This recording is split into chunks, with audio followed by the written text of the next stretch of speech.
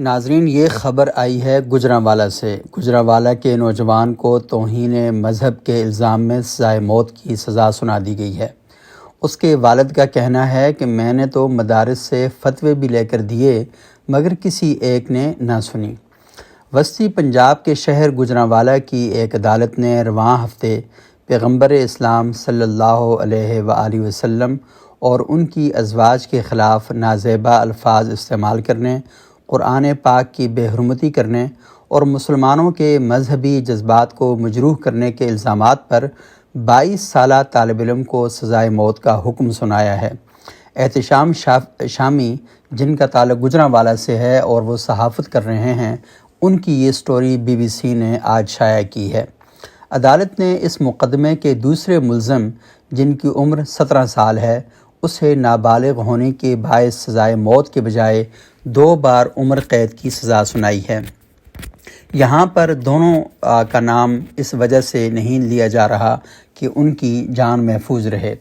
دونوں طلبہ کے خلاف مقدمہ 2 سال قبل 15 جون 2022 کو لاہور کے تھانہ FIA سائبر کرائم میں درج کیا گیا تھا، جسے لاہور ہائی کورٹ کے حکم پر گوجرانوالہ کی مقامی عدالت کو سماعت کے لیے بھجوایا تھا اور 1.5 ماہ میں ٹرائل مکمل کر کے فیصلہ دینے کا حکم دیا تھا۔ ملزمان اور ان کے وکلاء کا کہنا ہے کہ توہین مذہب کے مقدمے میں سزا پانے والے طالب علم کو جھوٹے مقدمے میں پھنسایا گیا ہے۔ سزائے موت پانے والے مجرم کے والد، جن کی شناخت ظاہر نہیں کی جا رہی، انہوں نے BBC کو بتایا کہ وہ اس سزا کے خلاف لاہور ہائی کورٹ میں اپیل دائر کر رہے ہیں اور اس سلسلے میں ضروری قانونی دستاویزات حاصل کیے جا رہے ہیں۔ انہوں نے کہا کہ میری کسی سے لڑائی نہیں، میں نے تو مدارس سے فتوے بھی لے کر دیے مگر کسی نے ایک نہ سنی۔ بیٹے نے کہا تھا کہ ابو جان، آپ سفید کپڑے پہن کر آنا، میں بری ہو جاؤں گا تو مجھے اپنے ساتھ لے جانا، لیکن جب یہ فیصلہ سنایا گیا تو میرے پاؤں تلے زمین نکل گئی۔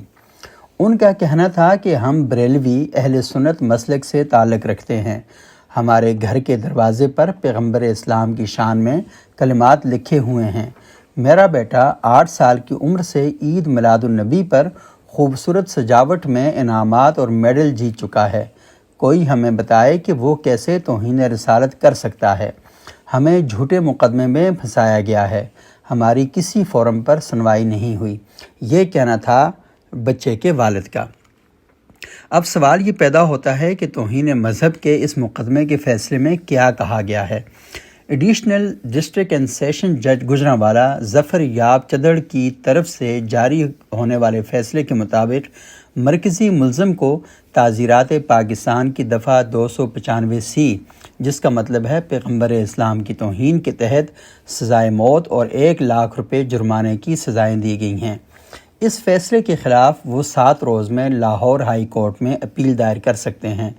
ان پر الزام تھا کہ انہوں نے ایسی ویڈیوز بنائیں جن سے مسلمانوں کے جذبات مجروح ہوئے۔ عدالتی فیصلے کے مطابق ان متنازع ویڈیو اور تصاویر تیار کر کے مسلمانوں کے مذہبی جذبات سے کھیلنے کا جرم ثابت ہوا، جس پر انہیں دفعہ 295A کے تحت 5 سال قید بامشقت کاٹنی ہوگی۔ فیصلے میں کہا گیا ہے کہ ان طلباء کو پیغمبر اسلام اور ان کی ازواج مطہرات کے بارے میں نازیبا الفاظ کی ادائیگی پر دفعہ 298C کے تحت 3 سال قید بامشقت بھگتنا ہوگی۔ عدالتی فیصلے کے مطابق اس مقدمے کے دوسرے مجرم، جن کے بارے میں کہا جاتا ہے کہ ان کی عمر 17 سال ہے اور وہ نابالغ ہیں، ان پر تعزیرات پاکستان کی دفعات 295C، 295B، 295A اور 298A کے تحت الزامات ثابت ہوئے، جس پر مجرم کو مجموعی طور پر 2 مرتبہ عمر قید اور 2 لاکھ روپے جرمانہ کی سزا کا حکم دیا جاتا ہے۔ فیصلہ سنائے جانے سے قبل عدالت کے باہر سیکورٹی کے سخت انتظامات کیے گئے اور پولیس کی بھاری نفری بھی تعینات کی گئی تھی۔ ایڈیشنل سیشن جج ظفر یاب چدڑ نے مجرمان کی موجودگی میں فیصلہ لکھوایا، جس کے آخری پیراگراف میں عدالت نے جدید سکولنگ اور خاص طور پر ایک نجی سکول میں قرآن اور سنت کی تعلیمات اور اس کی مانیٹرنگ نہ ہونے پر سخت برہمی کا اظہار کیا۔ فیصلے میں کہا گیا کہ ایک نجی اسکول کا نظام طالب علموں کی شخصیت کو نکھارنے اور ان کے مذہبی اقدار سنوارنے میں اپنے فرائض ادا کرنے میں ناکام ہوا۔ مجرمانہ غفلت کی وجہ سے طالب علم سیدھی راہ سے ہٹ گیا اور اپنے خاندان کے لیے بھی رسوائی کا سبب بنا۔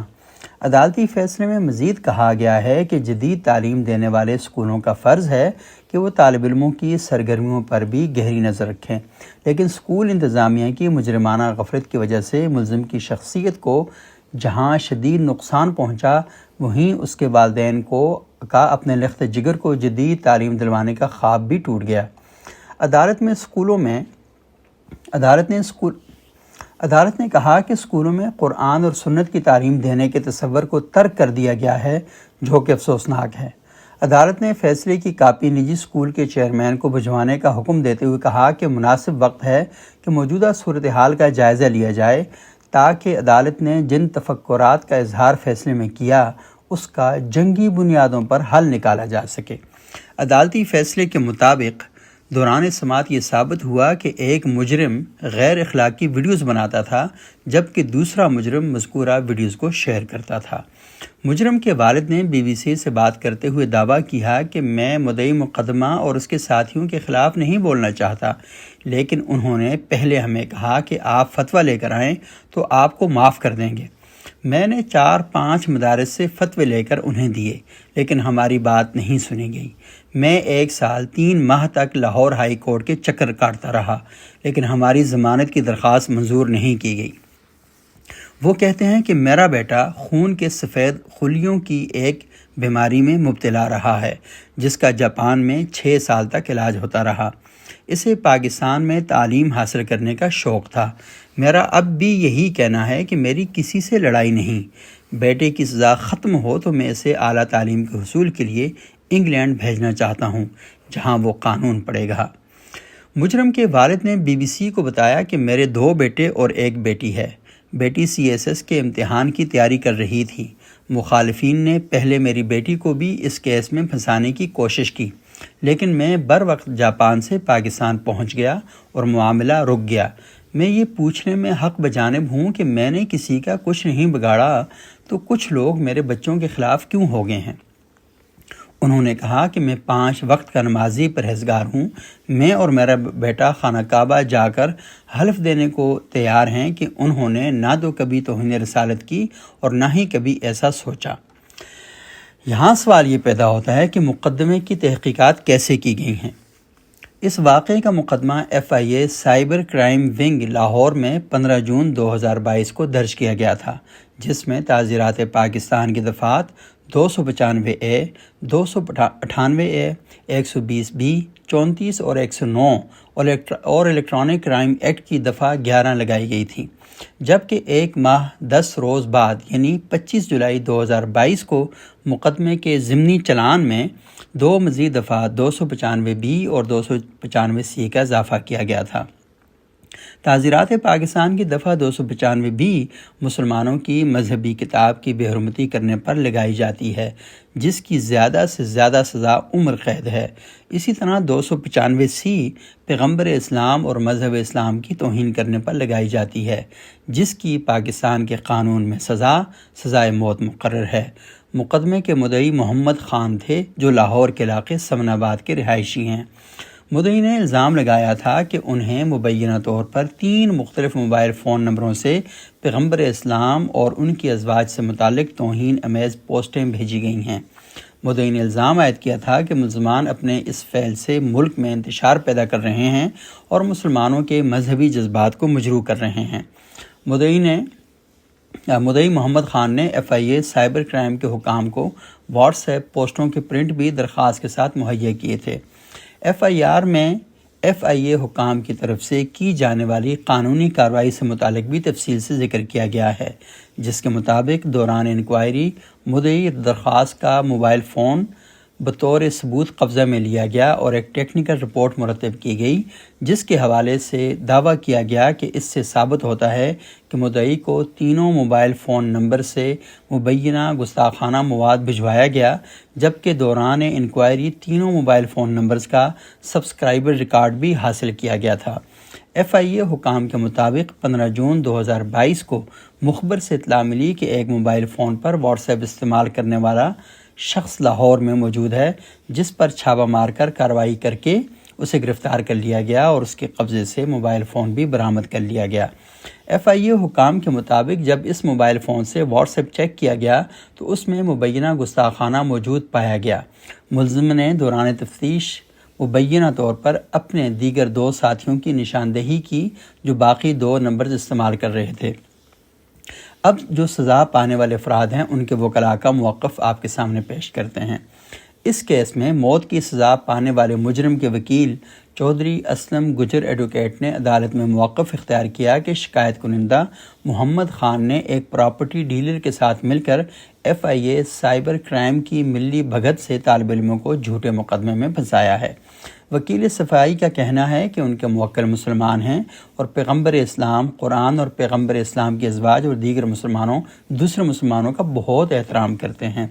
وکیل کا مزید کہنا تھا کہ ان کے موکل کا تعلق ایک مذہبی گھرانے سے ہے جس نے ایک نجی تعلیمی ادارے میں O لیول اور A لیول پاس کیا اور اب وہ نجی یونیورسٹی میں قانون کی تعلیم حاصل کر رہا ہے۔ وکیل صفائی نے الزام لگایا کہ شکایت کنندہ محمد خان اور ایک پراپرٹی ڈیلر 14 جون 2022 کو ان کے موکل کو پکڑ کر ایک نامعلوم مقام پر لے گئے اور یہ کہتے ہوئے رقم کا مطالبہ کیا کہ آپ اور آپ کی فیملی کا جاپان میں بڑا کاروبار ہے۔ وکیل صفائی کا کہنا تھا کہ دونوں افراد ان کے موکل کو لاہور کے سائبر کرائم تھانے لے گئے، جہاں FIA کے انکوائری افسر نے بھی ان کے موکل کو حوالات میں بند کر دیا۔ وکیل صفائی کے مطابق اگلے روز ریکارڈ میں ہیرا پھیری اور چھیڑ خانی کے بعد میرے موکل کے خلاف ایک جھوٹی FIR درج کی گئی۔ شکایت کنندہ نے اپنی درخواست میں اپنا موبائل فون نمبر، موبائل کی تفصیل اور دیگر تفصیلات کا ذکر نہیں کیا۔ وکیل صفائی کہتے ہیں کہ ان کے موکل کے والد نے اعلیٰ حکام کو انصاف کے حصول کے لیے درخواست بھی دی، لیکن شکایت کنندہ فریق اور انکوائری آفیسر بااثر افراد ہیں، جس کی وجہ سے فریقین کی درخواست پر کیس لاہور سے گجرانوالہ منتقل کر دیا گیا۔ تمام پرائیویٹ اور سرکاری افسران مند گھڑت ریکارڈ کو توڑ مروڑ کر پیش کرتے رہے ہیں۔ موکل نے گستاخانہ مواد اپلوڈ نہیں کیا۔ عمر قید کی سزا پانے والے نابالغ مجرم کے وکیل سید غیرت نے عدالت میں موقف اختیار کیا کہ ان کا موکل بے قصور ہے۔ انہوں نے عدالت میں موقف اختیار کیا کہ شکایت کنندہ نے بددیانتی کے ساتھ اس کیس میں ان کے موکل کو پھنسایا ہے اور لڑکے کا مبینہ جرائم سے کوئی تعلق نہیں ہے۔ یہ ساری سٹوری آپ نے سنی گجرانوالہ کے 2 طالب علموں کی۔ یہاں پر جو سب سے امپورٹنٹ اور سب سے اہم بات یہ ہے کہ پاکستان کے مختلف تعلیمی اداروں کے اندر بچے بہت زیادہ توہین کے کیسز کا نشانہ بن رہے ہیں، اور اس کی کئی وجوہات جو خود میرے ذاتی اس علم کے اندر بھی ہیں، وہ یہ ہے کہ بچے سوشل میڈیا کے ذریعے مختلف قسم کی چیزوں کا شکار ہو رہے ہیں، لیکن یونیورسٹیز میں، کالجز میں اور ایون کے مدارس کے اندر بھی ان سوالات کا اور ان چیزوں کے کوئی جوابات نہیں دیے جا رہے، اور اس طریقے سے بہت سے گینگ اور بہت سے لوگ مل کر بچوں کو ذہنی طور پر گمراہ کر رہے ہیں، جس کے نتیجے میں اس طرح کے کیسز ہمارے سامنے آ رہے ہیں۔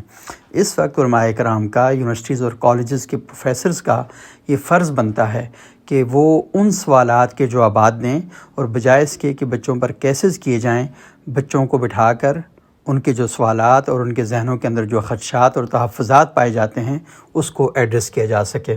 اور یہ پاکستان میں تقریباً 12-13 برس سے یہ سارا سلسلہ چل رہا ہے۔